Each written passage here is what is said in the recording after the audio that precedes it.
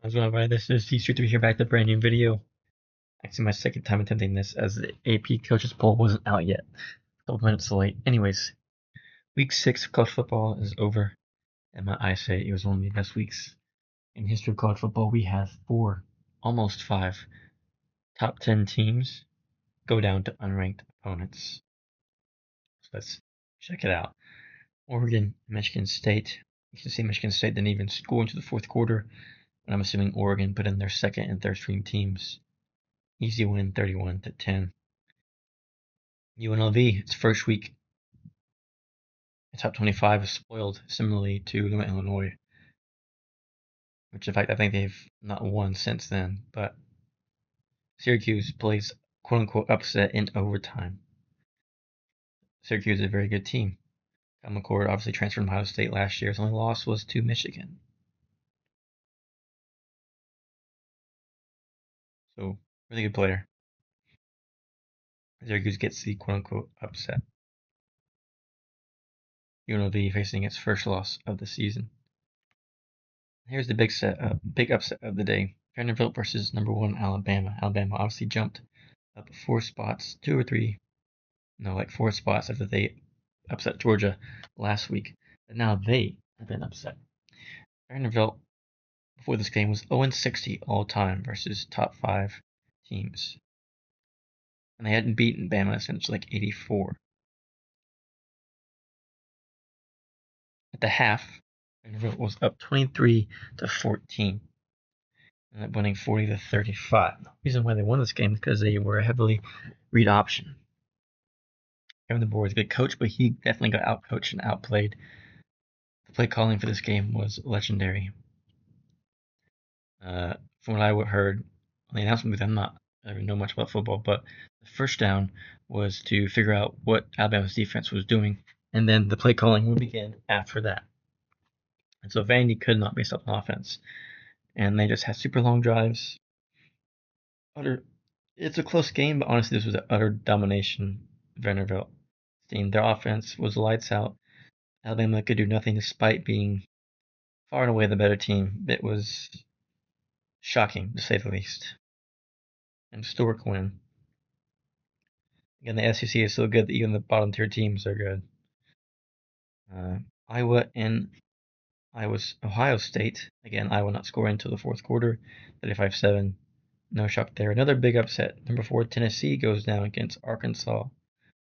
Arkansas, I think, is an underrated team, and they could very well be 6-0 right now, if not for some heartbreaking losses. Tennessee only scored 14 points, all of that coming in the third quarter. Shocking. Very, very shocking.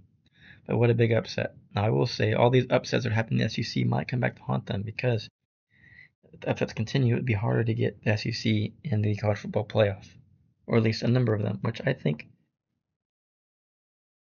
should happen. I think the SEC is far and away the best conference in football, and the majority of the teams in the playoffs should be SEC teams, to be frank. Auburn and Georgia, 31-13. This game is a lot closer than it looks. Georgia still not looking like a champion right now. They had some woes in this game. Auburn is not a good team and should not be this close. Bless me. But Georgia is a suspect team, to say the least. UCLA and Penn State. No shock there. Penn State blows them out. This was a big game. That could have been another top 10 team losing to an unranked opponent in California. California was up 25 points. Miami scored 21 points in the fourth quarter and ends up winning. All the way back. That is an insane comeback story for Miami.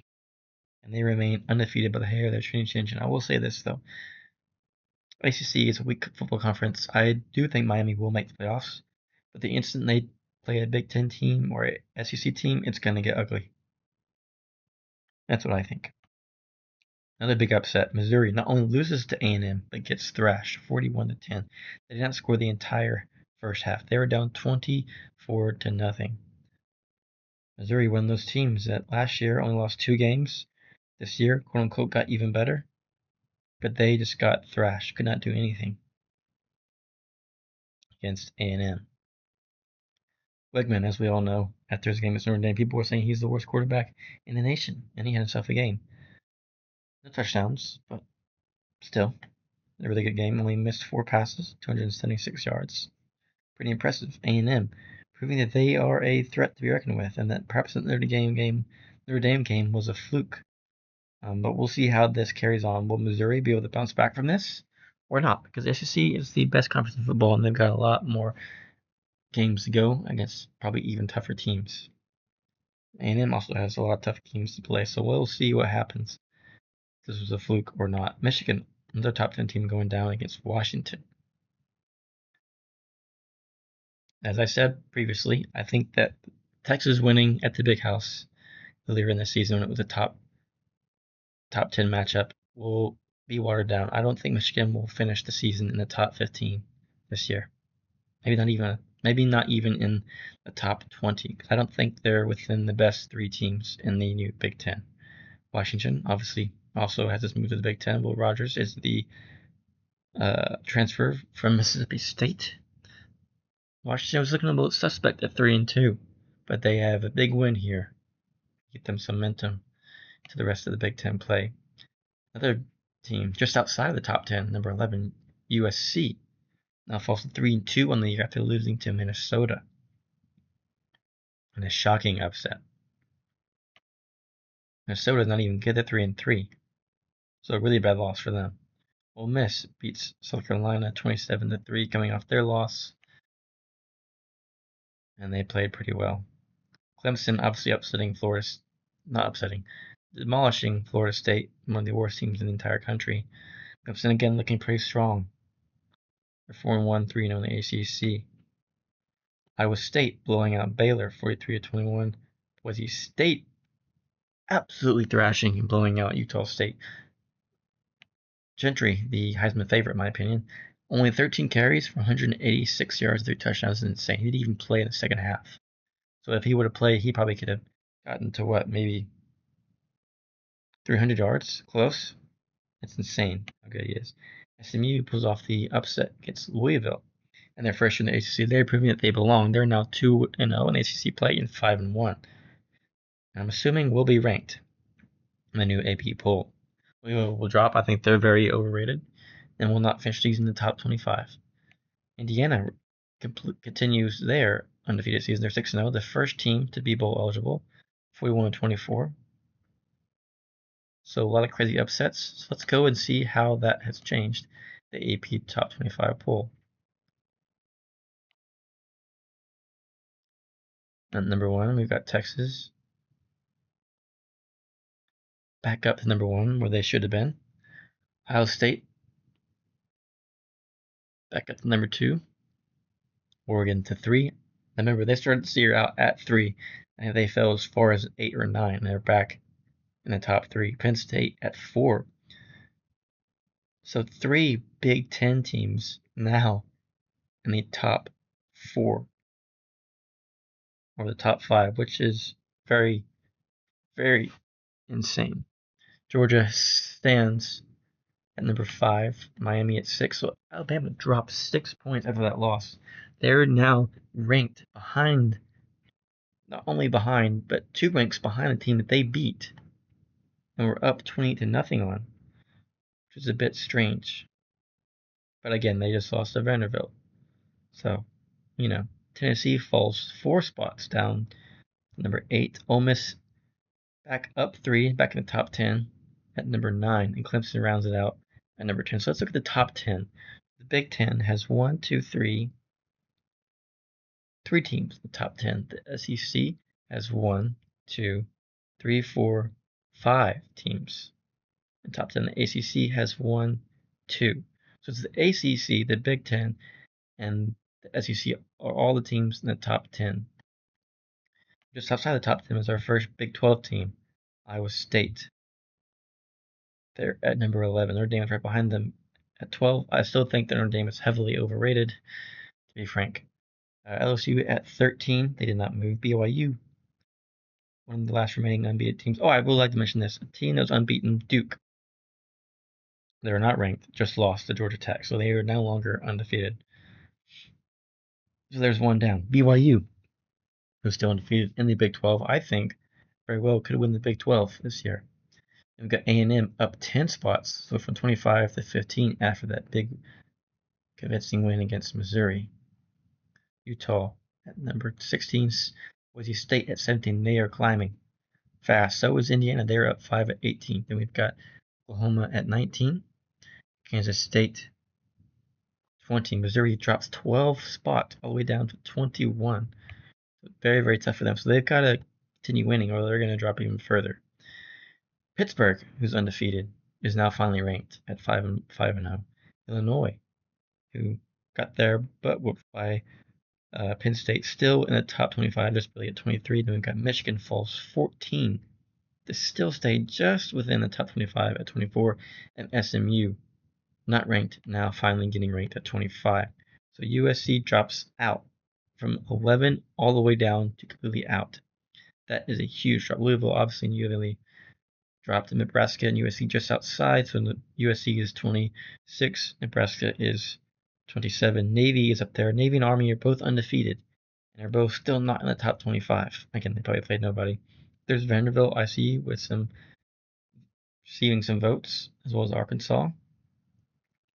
Syracuse receiving some votes. Washington, Colorado, even.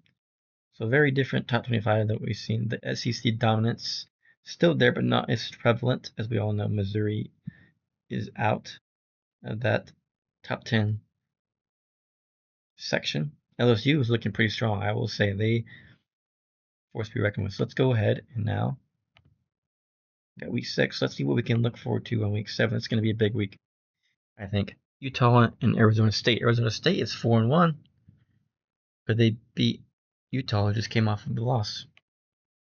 South Carolina and Alabama. Game could be closer than we anticipate. South Carolina, I think, is a pretty good team. And they've had some really, really close games that they could have won. They just didn't. So this could be a close game.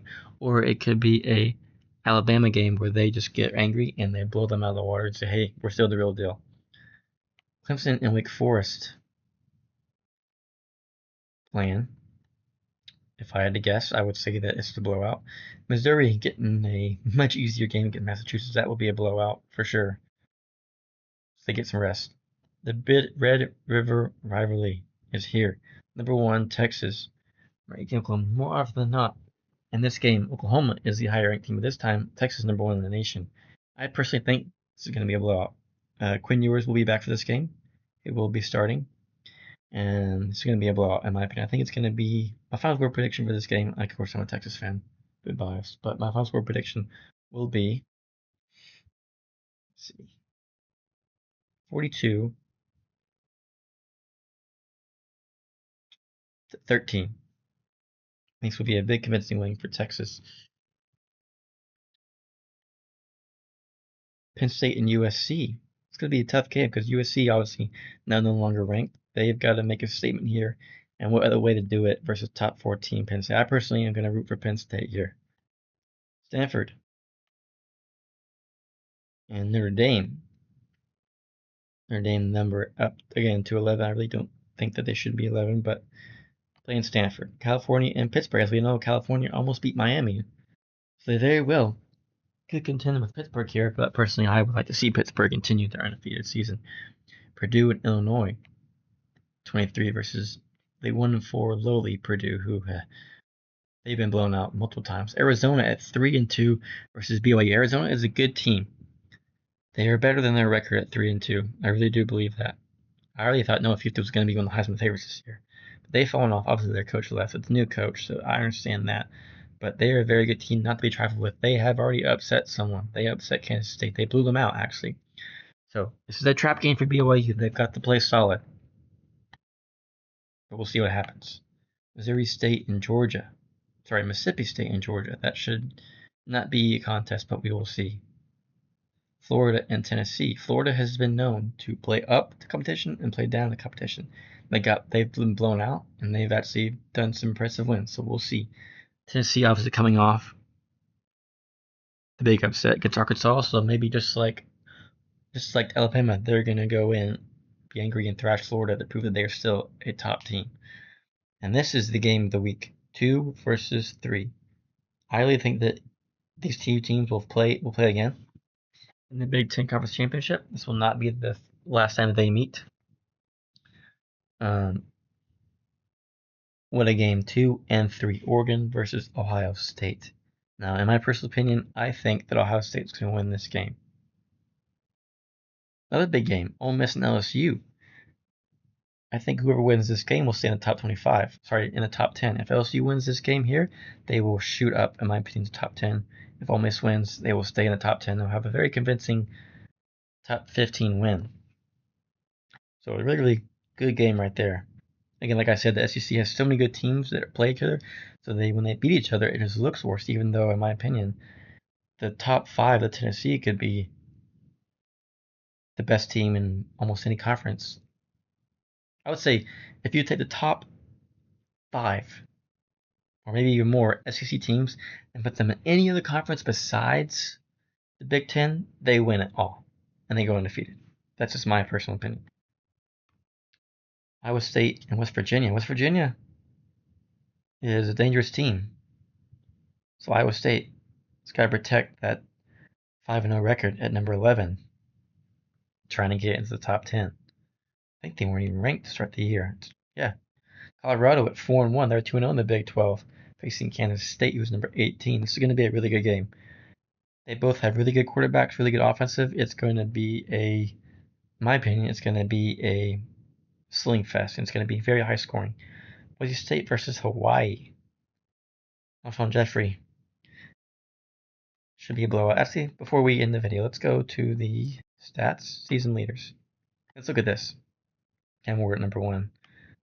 But look at rushing. Alshon Jeffrey, again, didn't even play in the second half of the last game, and does get taken out pretty early. He's at over 1,000 yards. Number 2 is almost 300 yards behind him.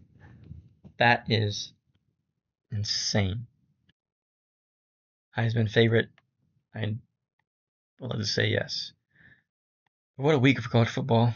One of the best weeks ever. Again, 4 top 10 teams going down against unranked opponents. Almost 5. And the 11 also went down. So the week of the upsets.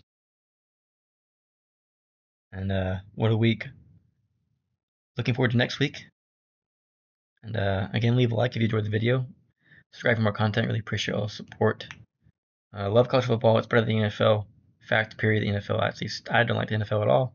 College football is better, period. Anyways, with that being said, thanks for watching. This is ECU signing out. As always, stay frosty.